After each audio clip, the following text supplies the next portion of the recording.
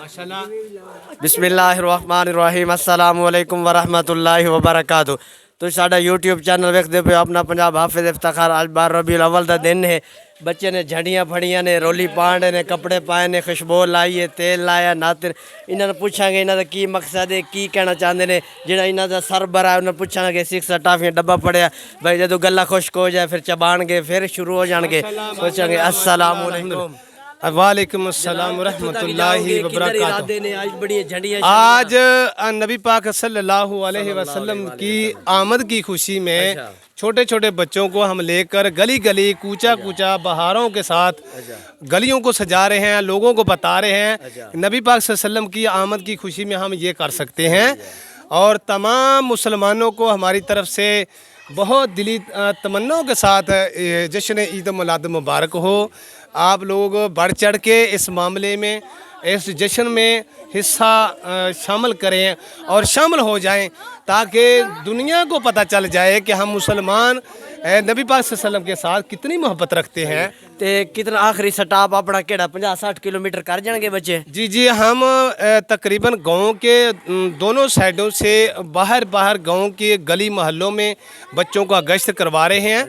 और साथ में हम बाहर निकलेंगे। दूसरा जुलूस जो हमारा निकल रहा है ईसा से लेकर सारी तक, सारी से हमारा जो ना मैंगरा स्टॉप करेगा, वहाँ से बच्चों के लिए बहुत सारा लंगर का एहतमाम किया गया है।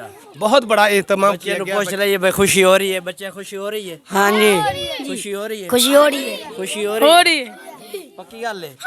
तो वापसी दे नमाज ही पढ़ोगे कि बस खुशी दे विच गए? पढ़ेंगे इंशाअल्लाह।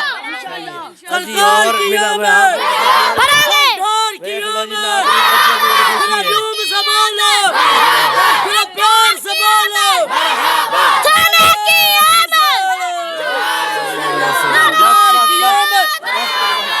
अगे आओ जी कारी साहब, तुहाडा जोश वेखिए किस तरह बच्चे इकट्ठे करके लाते हैं, अपनी खुशी ना ला रहे हैं। वेखो जी माशाअल्लाह अपना साढ़े अज नबी पाक बल्कि नबियां दे नबी इमामुल अंबिया सल्लल्लाहु अलैहि वसल्लम दी अज वलादत दा दिन है। तो इस खुशी दे विच असीं बच्चों नूं इकट्ठियां करके जलूस की शक्ल दे विच असीं सारा अपना गांव जिहड़ा ना घुमांगे फिरांगे। और उस तो बाद वड्डा जलूस जिहड़ा सब तो वड्डा जलूस उहदे विच इजतमा दे विच इकट्ठे हो के ते अपना ईसे तो सहारी, सहारी तो मैंगरा यानी कि जिथे एंड वाला स्टॉप है उत्थे पहुँचांगे। उत्थे लंगर दा भी वसी इंतजाम है। ये नबी पाक दी आन दी खुशी दे विच असीं जिहड़ा ना अज जमा होए आ, क्योंकि साडे कोल जिदा कोई बच्चा पैदा हुंदा तां सानूं बड़ी खुशी हुंदी है।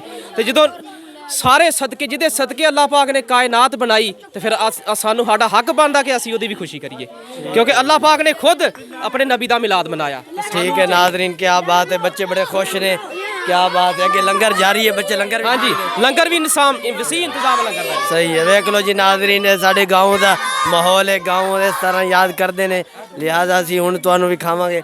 साढ़े गाँव जिला नारोवाल के अंदर माहौल है। अगर ये साडा छोटा मोटा माहौल बच्चों की खुशी चंगी लगी साढ़े चैनल सब्सक्राइब करो। इंशाल्लाह असीं नवीं वीडियो हाज़र होवांगे। पाकिस्तान जिंदाबाद। ठीक है।